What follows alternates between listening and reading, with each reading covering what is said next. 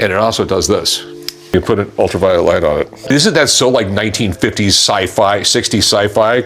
L'anxiété qui envahissait la salle remplie de photographes, d'avocats et de murmures étouffés était visible malgré les lumières de la Cour fédérale de Las Vegas. Le juge a rendu la décision finale avec une expression inébranlable et une voix ferme. Comme si le poids d'années de secrets et de pouvoir accumulés était soudainement tombé sur leurs épaules, Rick Harrison et Austin Chumley Russell s'effondraient devant la tribune au même moment. L'incident a été capturé dans un instantané qui ne sera jamais oublié en raison de la respiration tendue, des yeux fous et du calme qui a suivi la décision. Deux personnes qui contrôlaient autrefois la télévision se sont effondrées physiquement. Comment en sont-ils arrivés à ce stade ? Que s'est-il passé à l'intérieur de la célèbre maison qui a modifié le parcours de ces stars du divertissement ? Il ne s'agit pas simplement de la chute d'un empire médiatique. C'est le début d'une sinistre histoire que personne n'avait prévue. Et vous allez le découvrir. Pour des millions d'Américains, le récit de Rick Harrison était une réussite américaine jusqu'à ce que les enquêteurs du FBI pénètrent dans sa somptueuse résidence. Rick était le cerveau derrière l'un des phénomènes télévisuels les plus inattendus du XXIe siècle, en plus d'être le visage du prix de l'histoire, Pawn Stars. Né en Caroline du Nord et élevé à Las Vegas, Rick a appris de son père les compétences de négociation, d'évaluation et surtout son intuition commerciale, tout en grandissant entouré de vitrines poussiéreuses et d'objets négligés au fil du temps. Sous sa direction, ce qui était au départ un modeste prêteur sur gage familial s'est transformé en un véritable conglomérat médiatique international. Austin Chumley Russell est également devenu une pop star inattendue. Il est devenu l'un des personnages les plus adorés de la série en raison de son attitude décontractée, de son sens de l'humour et de sa spontanéité. Beaucoup ignoraient cependant que sous cette image d'humour léger se cachait un équipement bien planifié. Une machine de divertissement spécialement équipée pour satisfaire le besoin du spectateur contemporain pour ce qui est rare, vintage et inestimable. Au centre de Las Vegas, le prêteur sur gage Gold, Silver Pound, a été transformé en un paradis pour les fans, les visiteurs et les curieux. En plus d'enseigner l'histoire et les antiquités, chaque épisode de la série enseignait également la nécessité de connaître, de négocier et surtout d'agir avec détermination. La leçon pédagogique devient claire à ce stade. Rick a pu voir au-delà de l'entreprise. Il avait une vision et un but derrière chaque action. Il a créé son succès plutôt que de le piloter. Tout cela faisait partie d'une campagne bien planifiée qui comprenait tout, depuis les licences de produits, les lignes de vêtements, les romans autobiographiques, les ouvertures de restaurants à thème et les visites de Las Vegas. Le succès des Pawn Stars n'est pas une coïncidence. C'était le résultat de l'application d'un état d'esprit stoïque aux réalités des affaires. Soyez intentionnels, évitez de passer du temps sur des choses sans importance et gardez votre attention sur ce qui ajoute de la valeur. Et ce récit peut enseigner cette leçon à tout le monde. Cela demande plus qu'un simple concept. Il s'agit de lui donner forme avec clarté et discipline et de faire de cette idée une réalité. Parce que Rick Harrison a réussi, il est devenu une personne tout aussi appréciée et enviée. Cependant, comme beaucoup de belles histoires, celle-ci a aussi une tournure surprenante. Car, même si tout le monde célébrait son ascension, rares étaient ceux qui étaient conscients que quelque chose de plus sinistre couvait sous la surface. Et c'est là que commence le scepticisme. Alors que les caméras continuaient à se concentrer sur les poignées de main, les sourires et les vitrines remplies d'artefacts, quelque chose de beaucoup plus complexe a commencé à émerger aux yeux du public. Rick Harrison et son entreprise semblaient, à première vue, être l'incarnation du rêve américain. Travail, ruse et récompense. Mais ceux qui connaissaient les activités en coulisses ont commencé à découvrir un certain nombre d'anomalies impossibles à ignorer. Le véritable début du scepticisme a été le décalage entre ce que savait le grand public et certaines activités douteuses qui se déroulaient en coulisses.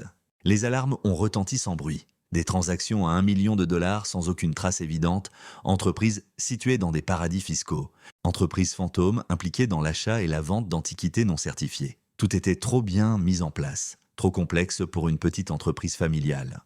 Des schémas inhabituels, des transferts d'argent entre organisations juridiques liées, des triangulations fiscales et une structure d'entreprise destinée davantage à semer la confusion qu'à promouvoir la transparence ont commencé à apparaître dans les rapports financiers. À ce stade, une enquête secrète mais approfondie a été lancée par les autorités gouvernementales, en particulier l'unité des crimes financiers. Sans caméra, sans son, mais avec une détermination sans faille. Ici, la leçon est évidente. L'image ne fait pas tout dans le monde de l'entreprise.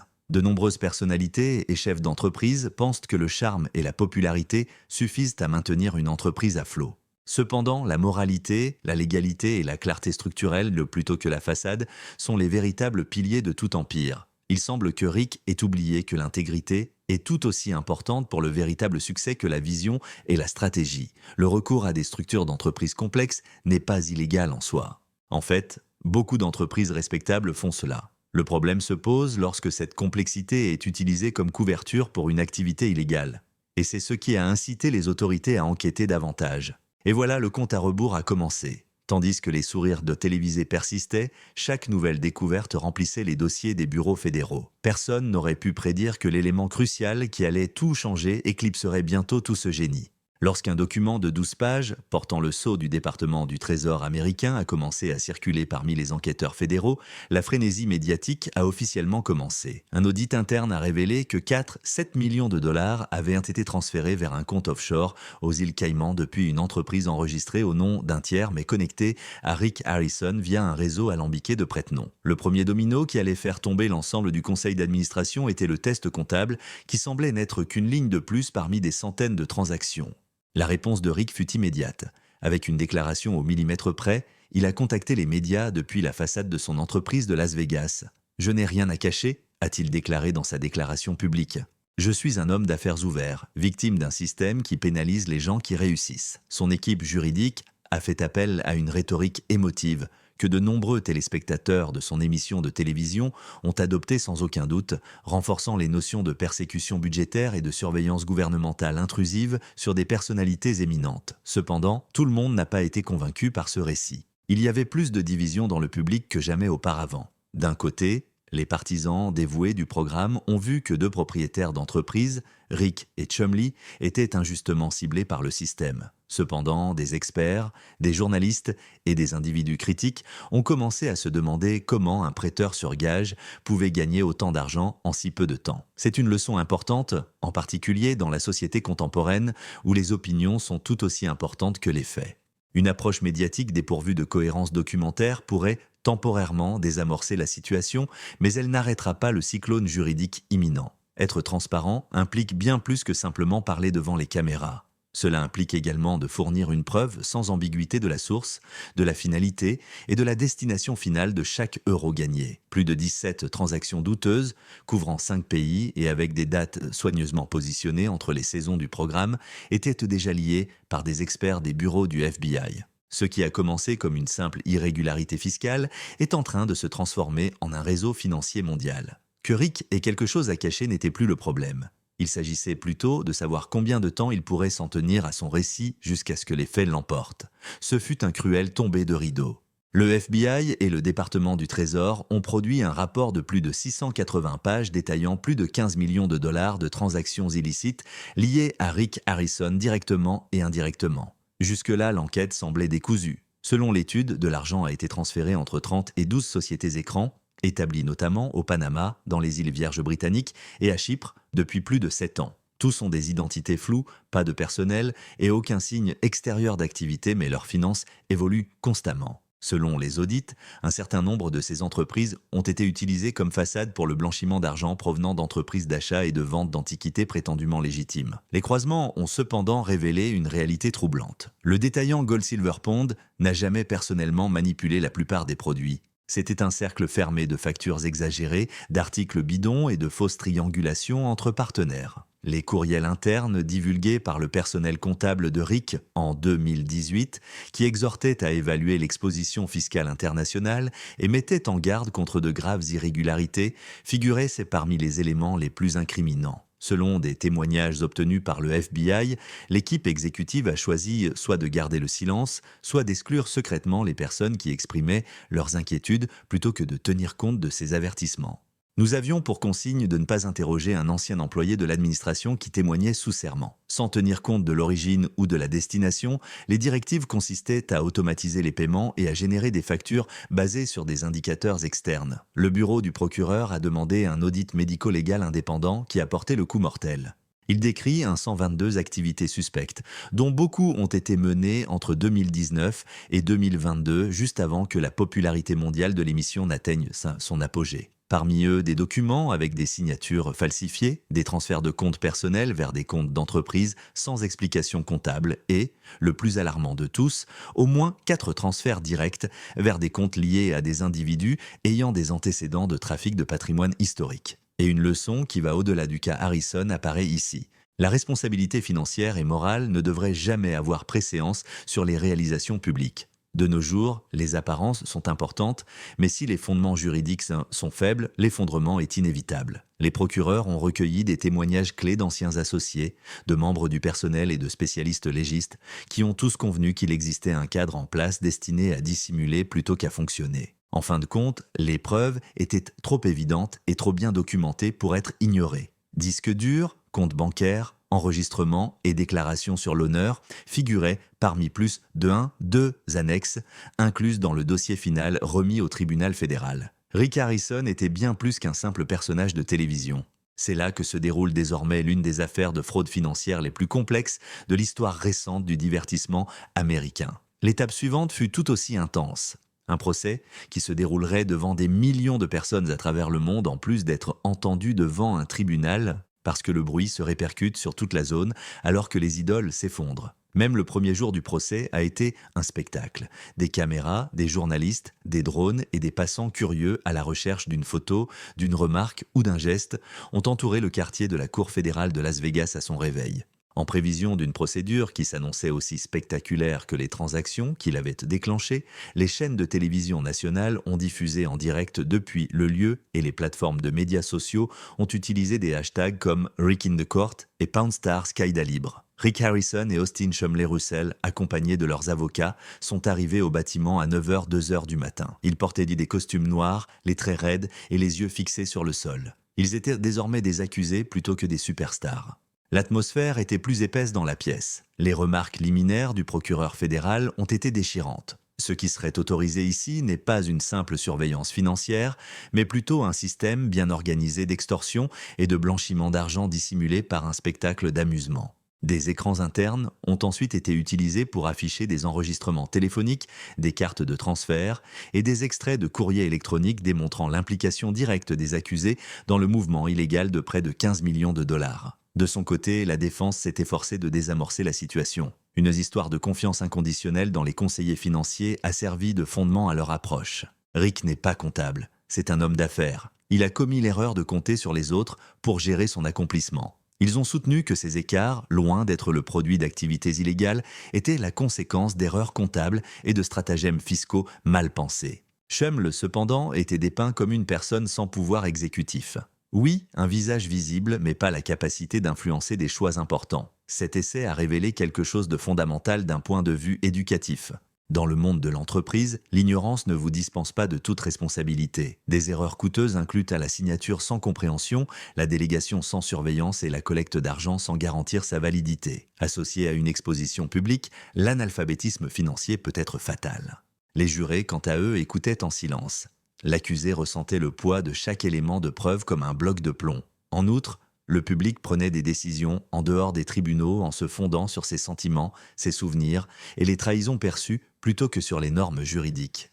Car le verdict rendu lorsqu'une idole est sur le banc des accusés est non seulement juridiquement contraignant, mais aussi intensément personnel. L'anxiété qui envahissait la salle remplie de photographes, d'avocats et de murmures étouffés était visible malgré les lumières de la Cour fédérale de Las Vegas. Le juge a rendu la décision finale avec une expression inébranlable et une voix ferme.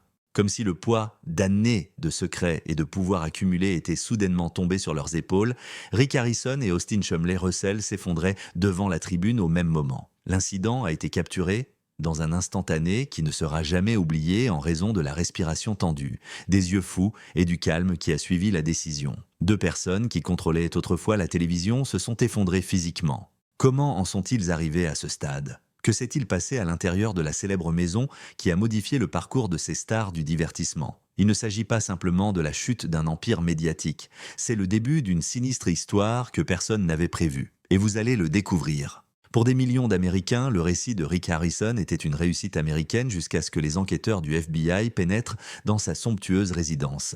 Rick était le cerveau derrière l'un des phénomènes télévisuels les plus inattendus du XXIe siècle, en plus d'être le visage du prix de l'histoire, Poundstars. Né en Caroline du Nord et élevé à Las Vegas, Rick a appris de son père les compétences de négociation, d'évaluation et, surtout, son intuition commerciale tout en grandissant entouré de vitrines poussiéreuses et d'objets négligés au fil du temps. Sous sa direction, ce qui était au départ un modeste prêteur sur gage familial s'est transformé en un véritable conglomérat médiatique international. Austin Shumley Russell, qui l'accompagnait, est devenu célèbre en tant que pop star surprenante. Il est devenu l'un des personnages les plus adorés de la série en raison de son attitude décontractée, de son sens de l'humour et de sa spontanéité. Beaucoup ignoraient cependant que derrière cette image d'humour léger se cachait un équipement bien pensé, une machine de divertissement spécialement équipée pour satisfaire le besoin du spectateur contemporain pour ce qui est rare, vintage et inestimable. Au centre de Las Vegas, le prêteur sur gage gold, Silver Pond, a été transformé en un paradis pour les fans, les visiteurs et les curieux. En plus d'enseigner l'histoire et les antiquités, chaque épisode de la série enseignait également la nécessité de connaître, de négocier et surtout d'agir avec détermination. La leçon pédagogique devient claire à ce stade. Rick a pu voir au-delà de l'entreprise. Il avait une vision et un but derrière chaque action. Il a créé son succès plutôt que de le piloter. Tout cela faisait partie d'une campagne bien planifiée qui comprenait tout, depuis les licences de produits, les lignes de vêtements, les romans autobiographiques, les ouvertures de restaurants à thème et les visites de Las Vegas. Le succès de Pawn Stars n'était pas un hasard. C'était le résultat de l'application d'un état d'esprit stoïque aux réalités des affaires. Soyez intentionnel, évitez de passer du temps sur des choses sans importance et gardez votre attention sur ce qui ajoute de la valeur. Et ce récit peut enseigner cette leçon à tout le monde. Cela demande plus qu'un simple concept. Il s'agit de lui donner forme avec clarté et discipline et de faire de cette idée une réalité. Parce que Rick Harrison a réussi, il est devenu une personne tout aussi appréciée et enviée. Cependant, comme beaucoup de belles histoires, celle-ci a aussi une tournure surprenante. Car même si tout le monde célébrait son ascension, rares étaient ceux qui étaient conscients que quelque chose de plus sinistre couvait sous la surface. Et c'est à ce moment-là que la méfiance commence à grandir. Quelque chose de beaucoup plus compliqué a commencé à émerger aux yeux du public alors que les caméras continuaient à se concentrer sur les poignées de main, les sourires et les vitrines remplies d'artefacts. Rick Harrison et son entreprise semblaient à première vue être l'incarnation du rêve américain. Travail, ruse et récompense. Mais ceux qui connaissaient les activités en coulisses ont commencé à découvrir un certain nombre d'anomalies impossibles à ignorer. Le véritable début du scepticisme était la différence entre la reconnaissance publique et certaines activités douteuses en coulisses. Les alarmes ont retenti sans bruit. Des transactions d'1 million de dollars qui n'ont pas été détectées, des entreprises dans des paradis fiscaux et des sociétés fantômes liées à l'achat et à la vente d'antiquités non certifiées. Tout semble trop bien conçu et avancé pour une simple entreprise familiale, des schémas inhabituels, des transferts d'argent entre organisations juridiques liées, des triangulations fiscales et une structure d'entreprise destinée davantage à semer la confusion qu'à promouvoir la transparence ont commencé à apparaître dans les rapports financiers. De leur côté, les avocats de la défense ont organisé une conférence de presse urgente pour déclarer l'appel officiel de la sentence, invoquant les préjugés des médias et les erreurs dans la collecte des preuves qui ont entaché le jury. Ils ont exigé un réexamen fédéral de l'affaire, arguant que Rick et Shumley avaient tous deux été victimes d'une opération excessive. Ce procès n'était pas équitable, c'était un spectacle. Tel était l'un des titres les plus souvent répétés. Les réseaux sociaux se sont transformés en guerre, comme il fallait s'y attendre. Le mouvement Liberate Rick a été lancé par des centaines de milliers de personnes lorsque ses partisans ont affirmé que le gouvernement essayait de faire tomber une personne bien connue afin de lui donner une bonne leçon. Il y avait des théories du complot selon lesquelles Rick était un bouc émissaire pour détourner l'attention d'autres problèmes ou qu'il détenait des informations incriminantes sur des collectionneurs influents. En seulement une semaine, le hashtag a généré plus de 18 millions d'engagements sur Twitter. Cet incident rappelle un concept fondamental de l'ère numérique d'un point de vue éducatif. Le récit communautaire ne correspond pas toujours à la réalité judiciaire. Un fait parallèle qui n'a aucun fondement juridique, mais qui a un impact significatif sur l'opinion publique, peut être façonné par les émotions, les allégeances médiatiques et le sentiment d'injustice. Comprendre la différence entre les faits prouvables et les histoires qui semblent simplement belles, ainsi qu'entre la justice émotionnelle et la justice juridique, est plus important que jamais. En résumé, l'affaire Harrison est devenue un phénomène culturel plutôt qu'une simple controverse juridique. Une question persistante est étroitement liée à une histoire de célébrité, de richesse, de trahison et de domination médiatique. Étions-nous seulement familiers avec son personnage à la télévision ? Ou le connaissions-nous vraiment ? Et pendant que l'appel se déroule, le monde observe attentivement, partagé entre le verdict du cœur et celui de la loi. En plus de faire trembler les tribunaux et de faire la une des journaux, l'affaire Rick Harrison a provoqué une fracture importante dans la culture pop moderne. Des millions de personnes ont regardé ce genre de télé-réalité. qui promettait aux téléspectateurs intimité et authenticité. Dans quelle mesure les 600 épisodes de Le Prix de l'Histoire étaient-nous l'authentique ? Et dans quelle mesure était-ce un scénario méticuleusement réécrit destiné à créer une histoire d'héroïsme ? En plus de mettre Rick en prison, le procès a porté atteinte à la réputation de toute une émission de télévision. Ironiquement, les services de streaming ont enregistré une augmentation de 370% des visionnages des épisodes précédents de la série après l'annonce du verdict. À l'aide d'une loupe, des utilisateurs du monde entier ont commencé à parcourir les scènes précédentes à la recherche d'indices, de formulations douteuses ou de clins d'œil secrets. Certains ont même attiré l'attention sur des actions qui, avec le recul, semblaient être des avertissements ignorés, des remarques sur l'argent, des blagues sur l'évasion fiscale ou des achats flous d'objets historiques sans paperasse appropriée. L'histoire prend une tournure radicale. Beaucoup de gens voient désormais des icônes de décadence morale là où nous voyions auparavant des entrepreneurs charismatiques. Pendant des années, Rick Harrison a été salué comme un exemple de prospérité et d'inventivité américaine, mais il a fini par être l'inverse. La fragilité des idoles contemporaines, fondée sur une popularité éphémère et des aventures ambiguës.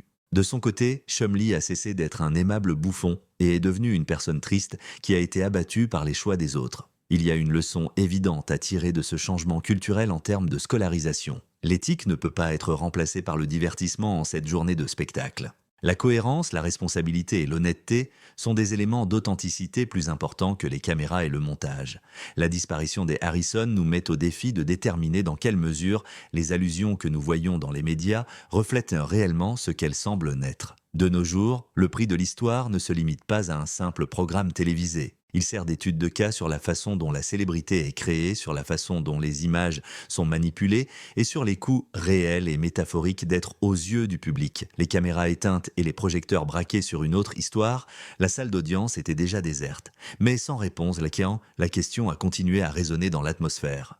La justice a-t-elle été rendue ou une sanction modèle pour apaiser une société avide de scandales ? En plus de faire tomber un empire médiatique, l'affaire Rick Harrison a révélé une réalité troublante. L'intégrité n'est jamais garantie par la personnalité publique d'une personne et la notoriété n'est pas synonyme d'innocence. Nous avons adoré les héros créés par la narration, le marketing et le montage télévisuel pendant des années. Cependant, la réalité est encore plus dure que la série lorsque la loi est impliquée, avec des témoignages, des preuves et des jugements signés par les juges. Combien de fois avons-nous supprimé la réalité pour nous sentir mieux après avoir cru à une image ? C'est un appel à nous considérer nous-mêmes ainsi que Rick Harrison. Quelle valeur accordons-nous à l'éthique, à la vérité et à la vraie justice dans une société où la renommée, les likes et les filtres nous captivent ? Sommes-nous, en tant que communauté, prêts à porter des jugements responsables et à voir au-delà du caractère ?